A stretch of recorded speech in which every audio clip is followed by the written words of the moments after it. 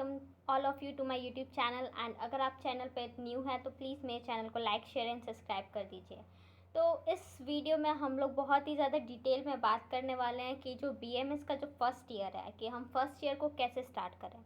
तो सबसे पहले तो मैं आपको बताऊँगी कि एडमिशन की प्रोसेस क्या है। सबसे पहले आपको नीट देना पड़ेगा, नीट के बाद देन काउंसलिंग होगी एमसीसी के थ्रू। काउंसलिंग में आपको जो स्टेट का अलॉटमेंट जौन सी जगह होता है आपको वहाँ पर जाना पड़ता है। जैसे कि मैं यूपी से हूँ तो यूपी का अलॉटमेंट होता है लखनऊ में, तो मैं लखनऊ गई थी काउंसलिंग के लिए। तो आपको वहाँ से अलॉटमेंट लेटर मिलता है, उसके बाद फिर आपका एडमिशन होता है। जो भी कॉलेज आपको चाहिए उसमें आप जाके एक बार बात कर लीजिए, देन उसके बाद आपका एडमिशन हो जाता है। देन बीएमएस फर्स्ट ईयर में जो फर्स्ट डे होता है कॉलेज का, उसमें क्या क्या पढ़ाते हैं, क्या क्या इंपॉर्टेंट टॉपिक्स हैं, ये मैं आपको अब बताने वाली हूँ। बीएमएस की स्टडी को दो पार्ट्स में डिवाइडेड किया है, आयुर्वेदा अलग एंड मॉडर्न अलग। तो आयुर्वेदा में सबसे पहले आपको पढ़ने को मिलता है वात, पित्त और कफ।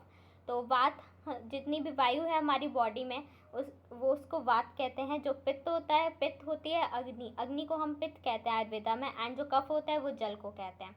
देन मॉडर्न में हमें क्या पढ़ना पड़ता है। मॉडर्न में सबसे पहले आपको पूरी 206 बोन्स पढ़नी होती है। देन उसका शेप कैसा है, मसल अटैचमेंट कहाँ से मसल अटैच्ड हो रही है, कहाँ पर इंसर्ट हो रही है, ये सब चीज़ें आपको पढ़नी पड़ती है। देन उसके बाद हम आते हैं कि उसके जो पार्ट्स होते हैं, डिफरेंट पार्ट, जैसे अष्टांग है, उसके अंदर आपको कोई भी रोग है, डिजीज़ है, उसको कैसे ट्रीटमेंट दे रहे हैं, उस इंसान को क्या ट्रीटमेंट के लिए कौन कौन से सिम्टम्स है उस चीज़ के, मेडिसिन क्या क्या हैं, वो सब चीज़ें हम अष्टांग हृदय में इंक्लूड करते हैं। पदार्थ विज्ञान है, पदार्थ विज्ञान में आपको ये सब पढ़ने को मिलता है कि जो डॉक्टर है वो कैसा होना। देन पदार्थ विज्ञान में डॉक्टर कैसे होते हैं, पेशेंट कैसे होते हैं, वो सब पढ़ाया जाता है। उसके बाद हमारी एनाटॉमी आ जाती है। एनाटॉमी को भी दो पार्ट में डिवाइड किया है, that is Ayurveda and modern anatomy. Modern anatomy में फर्स्ट ईयर में सारी बोन्स, मसल अटैचमेंट, कौन सा फ्लेक्शन एक्सटेंशन में कौन सी मसल्स मूव कर रही हैं, हम जब वॉकिंग कर रहे हैं उसमें कौन सी मसल्स मूव कर रही है, हम खड़े हो रहे हैं, नीचे बैठ रहे हैं, उन सब में कौन सी मसल्स मूव कर रही है, ये सारी चीज़ें हमें मॉडर्न एनाटॉमी में पढ़ाई जाती है। देन आयुर्वेदा में एनाटॉमी है, उसकी में बोन्स को अस्थि कहा गया है, उसके 5 पार्ट्स होते हैं, वो सब हमें लर्न करने हैं।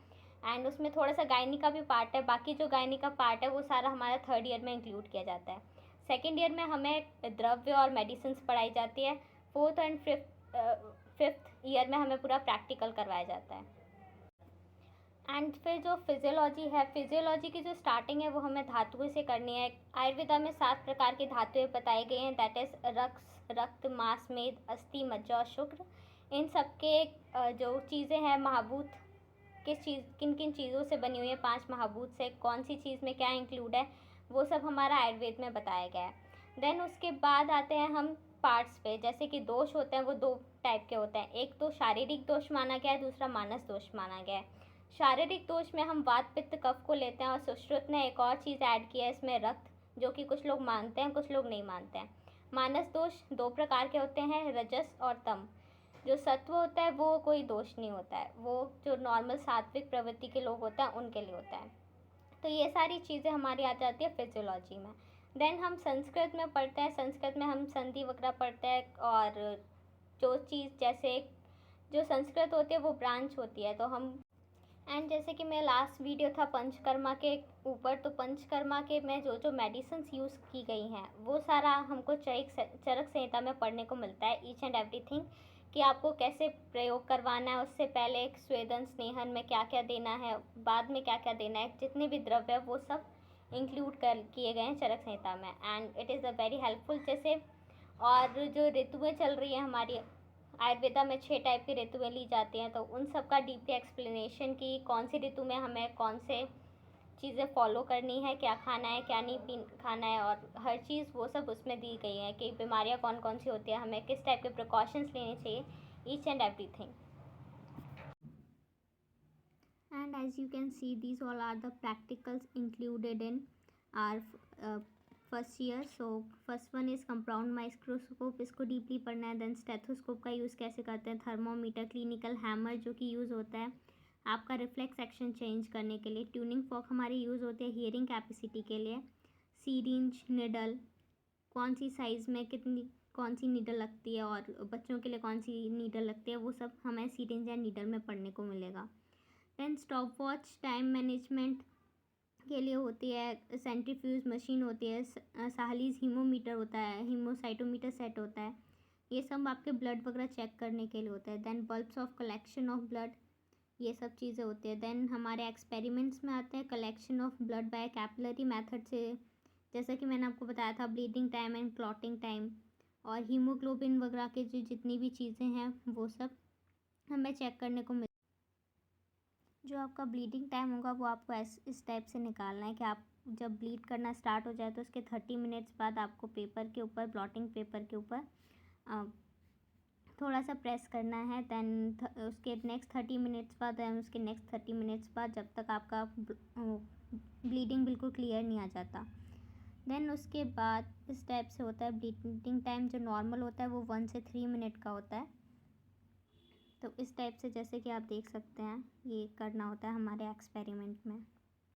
एंड जो प्रैक्टिकल्स इंक्लूड किए गए हैं that is bleeding time, clotting time, मतलब आपका ब्लड कितनी देर में क्लॉट बन रहा है, उसमें आपको पिन से खून निकालना पड़ेगा। देन उसके बाद आपको उसको पाइप में फिल करके उसका पूरा 3 मिनट्स बाद क्लॉटिंग टाइम देखना पड़ेगा कि ब्लड के अंदर फाइबर्स बनना स्टार्ट हुए हैं कि नहीं हुए।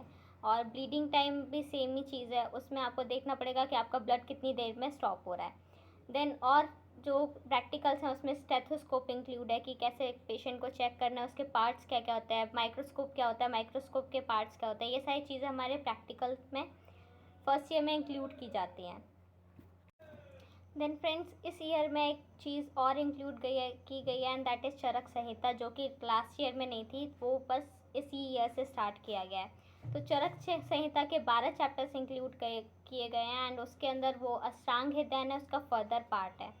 अष्टांग हृदयन के 15 चैप्टर्स कट करके चरक संहिता के 12 चैप्टर्स इंक्लूड कर दिए गए हैं। जो अष्टांग हृदयन है उसको जो डीपली में लिखा गया है वो पूरा चरक संहिता में लिखा गया है, जो कि हमारे आचार्य सुश्रुत चरक द्वारा लिखी गई है। संस्कृत में हमें संधि, माहेश्वर सूत्र और जितने भी संधि के टाइप्स हैं, विसर्ग संधि, वो सब हमें पढ़ने को मिलता है कि ये सब हम संस्कृत में पढ़ते हैं, क्योंकि इससे हमें बहुत ज़्यादा हेल्प मिलती है कि हम अपने शास्त्र जो कि पुराने संस्कृत में दिए हुए हैं वो सारे हम आगे जाके रीड कर पाएँ। That's all include in Ayurveda. तो स्टार्टिंग में जब आपका एडमिशन लेना है तो आपको यही सब सिखाया जाता है एंड मैं फर्दर वीडियोस बनाऊंगी इसके ऊपर भी।